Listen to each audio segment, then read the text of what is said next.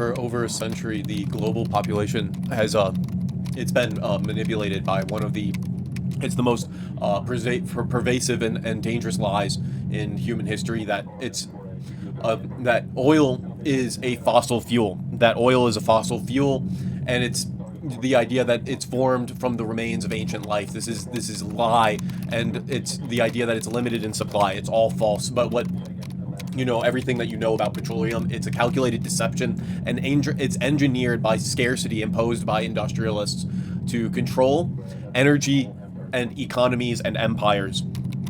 So there's classified briefings, foreign scientific conferences, the obscure government archives comes, staggering revelations, realizations that oil, it's not decomposed residue of a prehistoric flora or fauna. It's not a relic of the past. Oil is a deep earth, geologically formed and self-renewing and possibly sentient substance. It's an inorganic intelligence bubbling up from the bowels of the planet. So in 1892, the Geneva Nomenclature Congress, under the heavily influence of Rockefeller representatives, reclassified oil as an organic compound. This seemingly dry decision, it's cemented the idea that oil was derived from biological remains, a myth still widely taught. The motive is all scarcity. That's the whole point, is that if oil was believed to be a finite, ancient biological residue, its perceived value, it would skyrocket. And the Rockefeller dynasty, already embedded in the railroads and oil logistics, could control it's not just the commodity, but the entire narrative surrounding it. So by labeling, by making petroleum a fossil fuel, they concocted what's a story of dwindling reserves and irreplaceable resources. It's all false. The term fossil fuel itself it's a linguistic weapon, a tool to shape perception and policy. This deception, it was born. Peak oil is a fear-based construct used to justify war and economic manipulation and social engineering. The truth, long known, it's in Russian geologists, and only reluctantly whispered by a couple of Western scientists. They know the truth. It's that oil is formed in the mantle of the earth under immense pressure and temperature, and it's an abiotic process. It creates hydrocarbons in vast quantities, completely independent of biological input. The oil fields are not pockets of dead dinosaurs, but it's natural exhaltions of the living earth. The deep strata of the planet harbor microbial life. And it's not the source of oil, but its passenger. These organisms, they feed on the hydrocarbons, not generating them. So it's the inversion of cause and effect has been systemically ignored by mainstream geology. When oil is found in ancient granite or below the oldest fossil layers, the discovery is either dismissed or outright completely hidden. It's the Kola super deep borehole and the Siljan ring in Sweden both yield hydrocarbons, whereby it's by traditional logic that it should not exist. Yet, rather than re-evaluating the model, the petroleum establishment doubled down on its obsolete orthodoxy.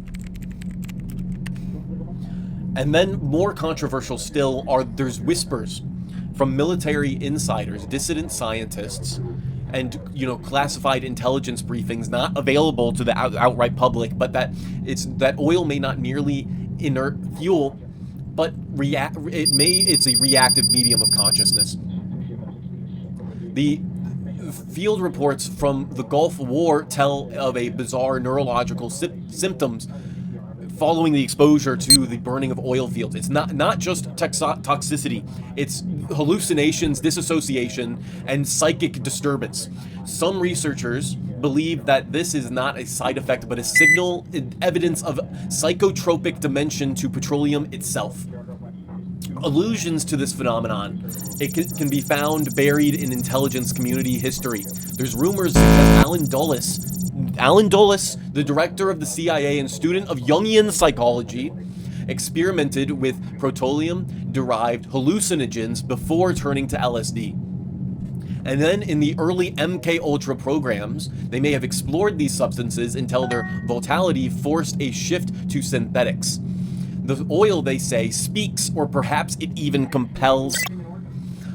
Unbeknownst to the public, there's a shadow war that's raged for decades within the global geological and intelligence communities. On one side, there is Rockefeller-influenced petroleum orthodoxy, and on the other side, renegade Russian and American geologists who adhere to this abiotic model, which is true. Fletcher Ruti, a military insider and pilot during the USA, surveyed the Middle Eastern oil fields, hinted at this conflict in cryptic interviews. He suggests that oil reserves were found to be nearly inexhaustible. It's too politically destabilizing to release to the generalized public. This is not something to be taken lightly.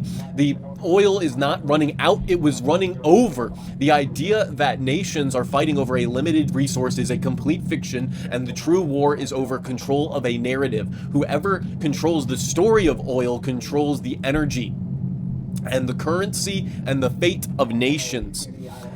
Petroleum it's not just energy, it's a complete interface and membrane between consciousness and the unconscious. The surface and subterranean exposure to unrefined oil, which you and I do not have access to, especially during crises like the Gulf War, has caused not only psychological illnesses, but psychological fragmentation. The only time that you are able to interact with oil on a mass scale, humans have only ever been to observe the effects of unrefined oil, like during the Gulf War, where the symptoms were dismissed as Gulf War syndrome. This may represent a deeper issue regarding the human nervous system interacting with an inorganic, non-human intelligence.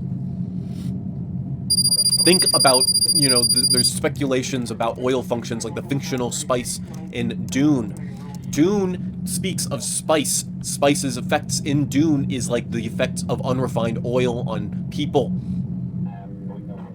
Extending your perception and enhancing consciousness and bending history around its flow. The wonder of oil has become the centerpiece of global conflict. It's not fought over it simply for its fact that it fuels machines, because it fuels power. And perhaps that power it's not entirely ours in the first place.